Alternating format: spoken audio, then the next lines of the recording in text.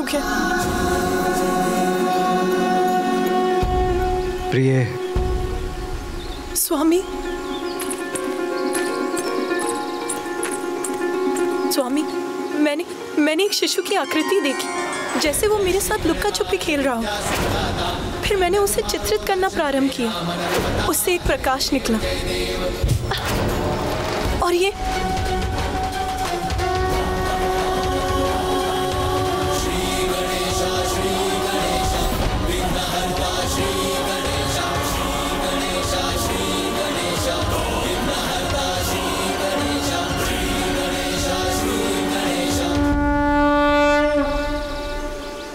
प्रिय, प्रकाश जीवन का ही तो प्रतीक है। वो प्रकाश जो आपके चित्र से निकला, वो आपकी इच्छाओं का ही साकार रूप था, जो आपको अपनी एक छोटी सी झलक दिखला गया। जैसे आप उसे पाना चाहती हैं, वैसे ही वो भी आपके पास आने के लिए व्याकुल है। आपको स्मरण है ना, मैंने आपको एक और पुत्र का वरदान दिया था। जब तक पुत्र कार्तिकेय अपने कर्तव्य को निभाकर लौट नहीं आता, आपको एक और पुत्र का सुख प्राप्त होगा। आपकी कामना ने आकार लेकर आपको अपना आभास कराया है। ओम नमस्ते गणपते त्वमेव प्रत्यक्षं तत्त्वमसि त्वमेव केवलं कर्तासि त्वमेव केवलं धर्तासि त्वमेव सर्वं खल्विदं ब्रह्मासि। संसार में कुछ भी बिना कारण नहीं होता। चिंता त्यागिए। आपकी ये बिगड़ी विकृति भी निकट भविष्य में आपकी इच्छा पूर्ति का ही शुभ संकेत है। ओम गजाननाय नमः। ओम लंबोदराय नमः। स्वामी, मेरी इच्छा पूर्ण होगी? ये कैसे संभव है? देवताओं को दिए आपके वचन का क्या होगा? हमें आश्वस्त कीजिए हे दयानिधान कि आपके और माता पार्वती के संयोग से कभी भी कोई भी संतान जन्म नहीं लेगी। हमें कैसे प्राप्त होगा हमारा पुत्र? ओ मां, आशा ही जीवन की निराशाओं को दूर कर भविष्य की शुभ संभावनाओं के द्वार खोल देती है। जिस प्रकार हमें कार्तिकेय प्राप्त हुआ, वैसे ही दूसरा पुत्र भी होगा।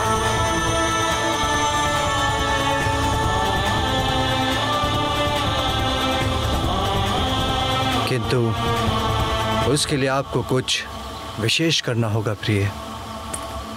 क्या करना होगा स्वामी? देवताओं को दिए आपके वचन से कैसे मुक्ति मिलेगी? पुण्यक व्रत।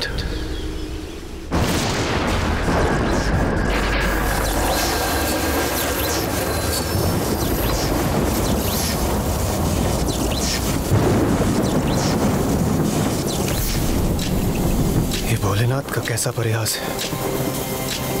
संतान की प्राप्ति, वो भी पुण्यक व्रत से।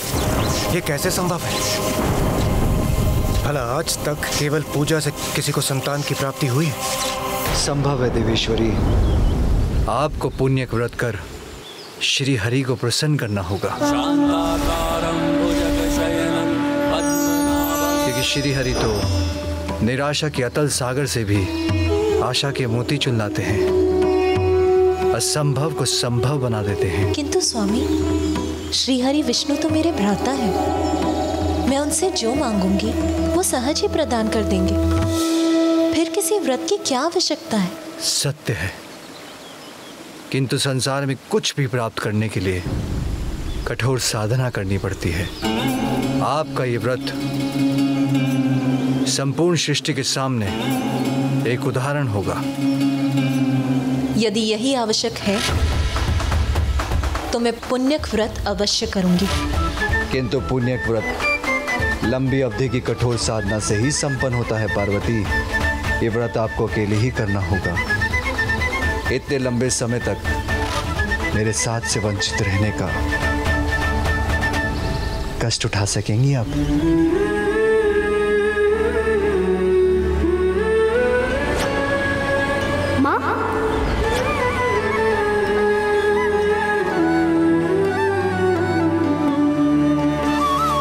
आपसे दूर रहने का कष्ट तो असहनीय होगा स्वामी, किंतु कुछ समय तक आपसे दूर रहकर जीवन भर अपने पुत्र का साथ तो प्राप्त कर सकूंगी मैं। यदि पुण्यक व्रत के लिए ये आवश्यक है तो ये भी सहूंगी मैं। नारायण नारायण इंद्रदेव, नारायण नारायण।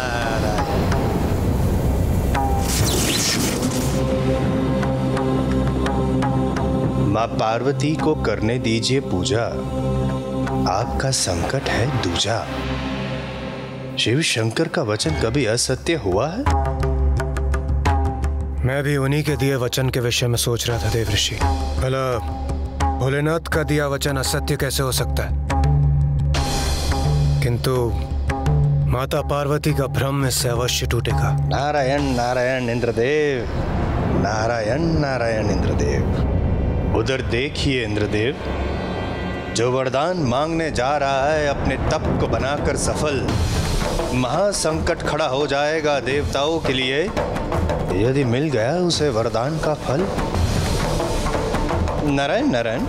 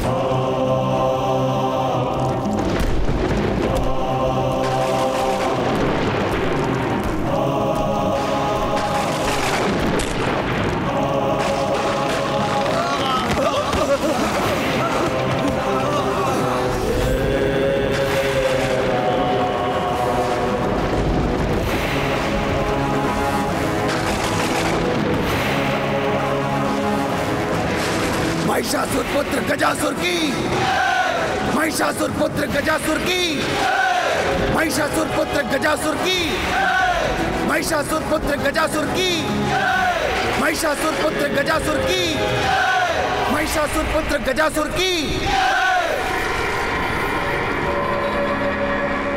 महिषासुर पुत्र गजासुर की, महिषासुर पुत्र गजासुर की, महिषासुर पुत्र गजासुर की, महिषासुर पुत्र गजासुर की, महिषासुर पुत्र गजासुर की, महिषासुर पुत्र गजासुर की।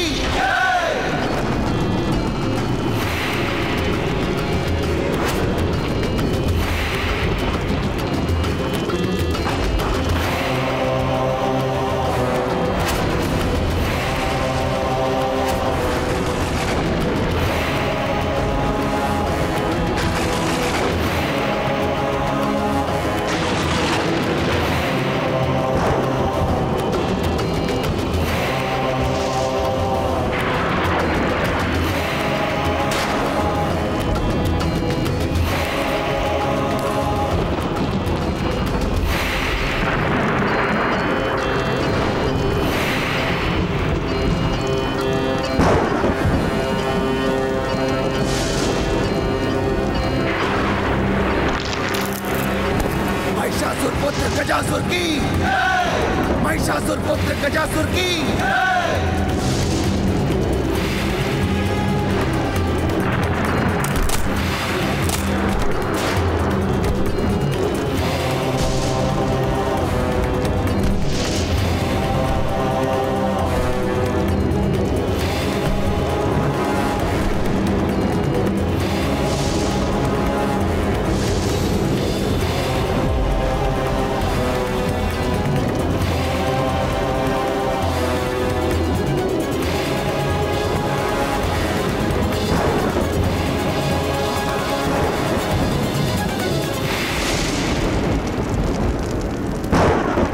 भोलेनाथ,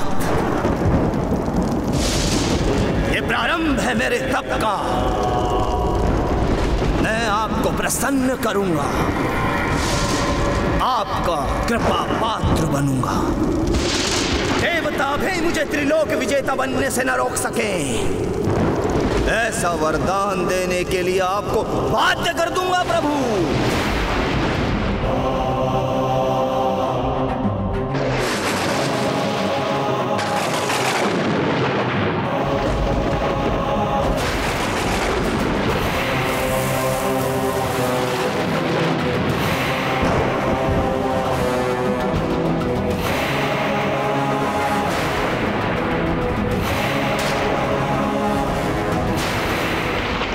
मुझे देवताओं के साथ मिलकर इसकी तपस्या को रोकना ही होगा।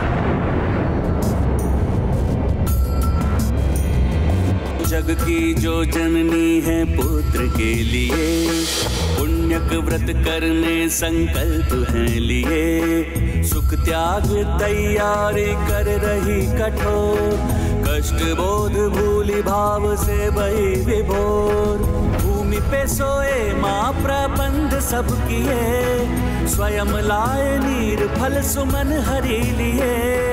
अरुणोदय जाग शुद्धि कर्म में लगी, व्रत है तू श्रृंगार माता कर रही।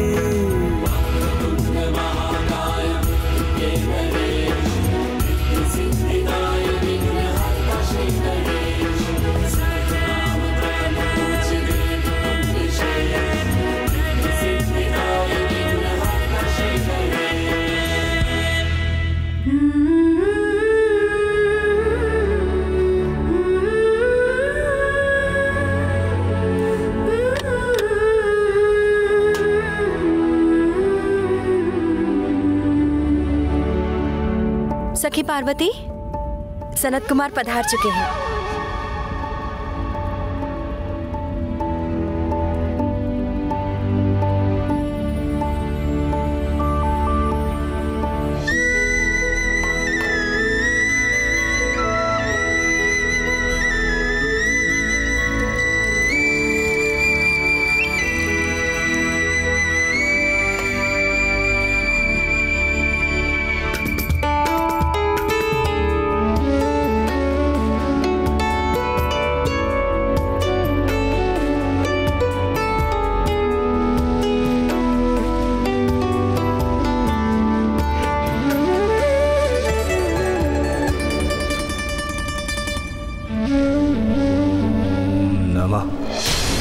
शिवाय।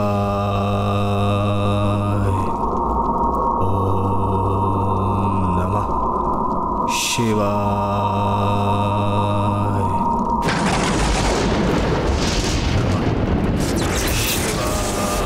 गजासुर का तप प्रबल होता जा रहा है। इस प्रकार तो ये महादेव का वरदान प्राप्त कर हमारे लिए महान संकट का रूप ले लेगा। सूर्यदेव, अग्निदेव, चंद्रदेव और वायुदेव, हमें गजासुर के तप को तोड़ना ही होगा। आपकी ये चिंता मैं पल भर में दूर किए देता हूँ देवराज इंद्र। मेरे प्रभाव से तपने लगेगा ये गजासुर।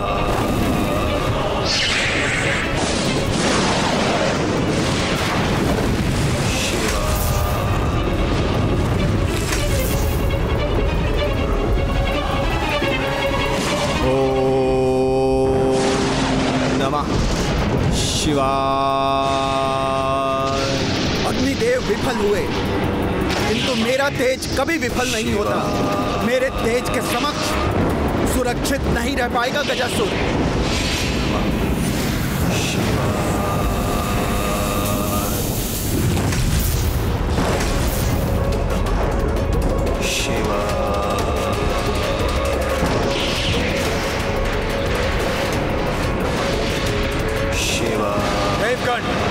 इससे पहले कि गजासुर और भी शक्तिशाली बन हमारी महिमा को छिन्न भिन्न करे, उसके पूर्व हमें अपनी सारी शक्तियों को एकत्रित कर इस पर पार करना होगा। इसके तप को सफल होने से रोकना होगा हमें।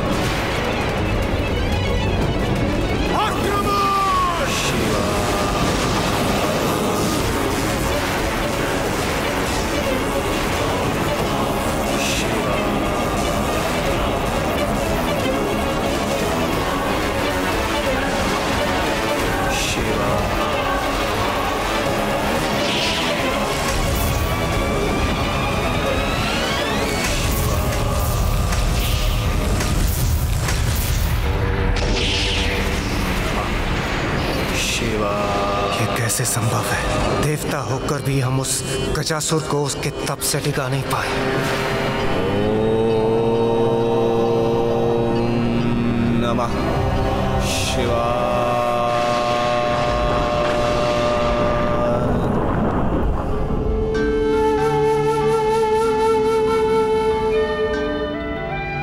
देवी पार्वती, विधिवत रूप से व्रत का आरंभ करने के पश्चात यदि उसमें किसी प्रकार का विघ्न उत्पन्न होगा तो अनर्थ होगा।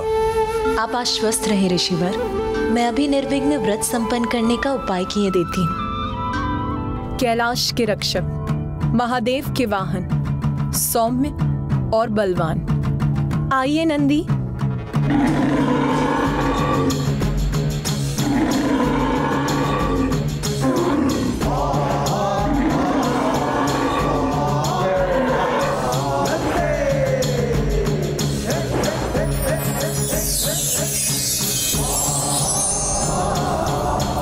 माता, आपने मुझे यहाँ बुलाया? नंदी, मैं तुम्हें अपने व्रत स्थल की रक्षा का दायित्व देती हूँ।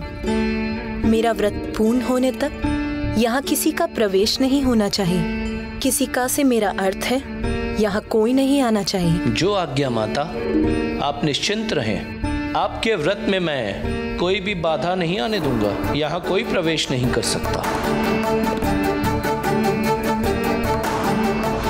इसकी बैल बुद्धि इतना स्पष्ट आदेश समझ सकेगी?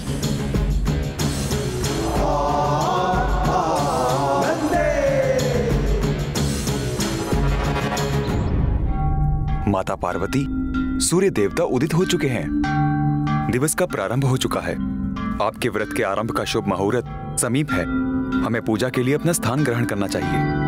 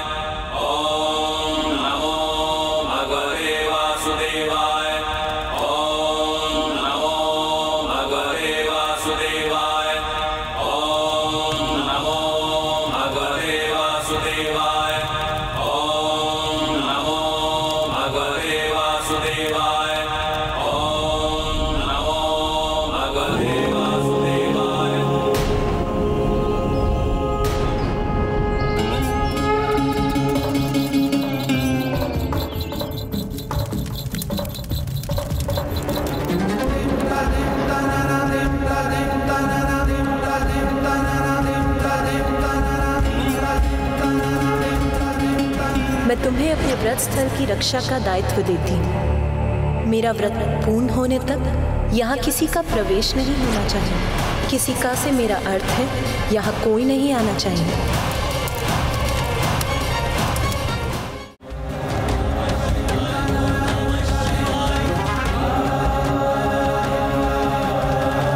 मेरा व्रत पूर्ण होने तक यहाँ किसी का प्रवेश नहीं होना चाहिए।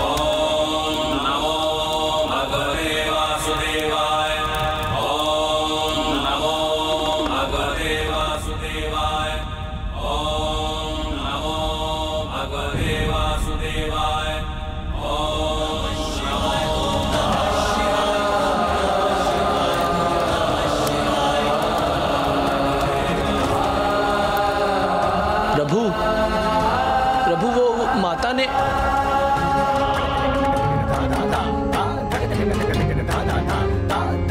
प्रभु तो रुके ही नहीं। अब माता के पुण्यक व्रत का क्या होगा? मैं शिव शंकर की अर्धांगिनी पार्वती आज संकल्प लेती हूँ कि क्षमा करें माता, नंदी आपको दिए अपने वचन को निभा न सका।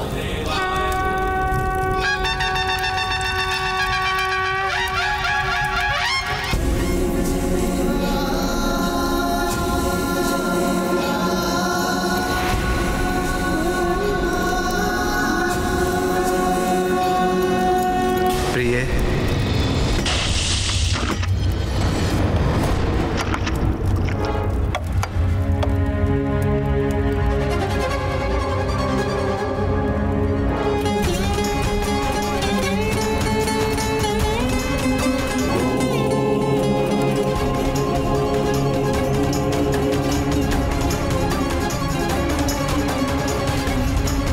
जिस प्रकार हमें कार्तिकेय प्राप्त हुआ वैसे ही दूसरा पुत्र भी होगा। क्या करना होगा स्वामी? पुण्य व्रत। यदि यही आवश्यक है तो मैं पुण्यक व्रत अवश्य करूंगी। किंतु पुण्यक व्रत कई दिव्य वर्षों की कठोर साधना से संपन्न होता है।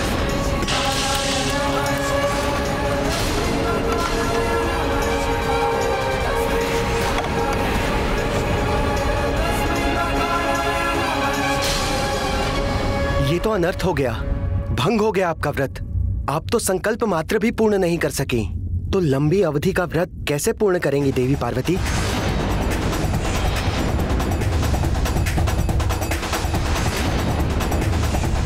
आपने भीतर कैसे प्रवेश किया स्वामी?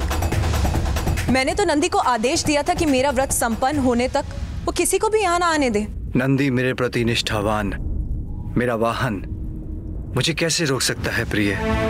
मेरे विश्वास को खंडित कर दिया नंदी ने। मैं समझ गई कि स्वामी के समक्ष उसके लिए मेरे आदेश का कोई मूल्य नहीं है। आज मेरे व्रत के आरंभ का शुभ मुहूर्त बीत गया। मेरा व्रत आरंभ होने के पूर्व ही खंडित हो गया। मुझे क्षमा करना प्रिय, भूल हुई। मैं वचन देता हूं अब मेरे कारण आपके व्रत में कोई विघ्न नहीं होगा।